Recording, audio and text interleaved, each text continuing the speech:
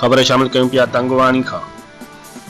ज़िला कशमोर जे इत्तेहाद जो 3 ॾींहं वारे परामन बुख हड़ताल खां अॻु संद जे अॻूणे सलाहकार वॾे वज़ीर सरदार ग़लام सरवर खान जी अॻवाणीअ में कशमोर इत्तेहाद जे सरबराह पाकिस्तान मुस्लिम लीग फंक्शनल JUI काफ अवामी तहरीक कशमोर इत्तेहाद में शामिल समुरन पार्टियुनि शिरकत कई, जंहिंमें STP SUP जमायत اسلامي ऐं सिविल सोसाइटी शिरकत कई, जंहिंमें समूरन पार्टियुनि जे सरबराहनि ऐं ज़िले सदरनि गॾियल तौर ते चयो त एहतजाज असांजो जमहूरी हक़ आहे ऐं असांजो उहो पुरअमन एहतजाज उन वक़्त ताईं जारी रखंदासीं जेसीं ताईं कंदकोट शहर ऐं पूरे ज़िले जी सफ़ाई न थींदी। मीर غلام सरवर खान सरकी वधीक चयो त करप्शन सॼे ज़िले खे तबाह करे छॾियो आहे। को बि खातो न आहे जंहिंमें करप्शन न हुजे।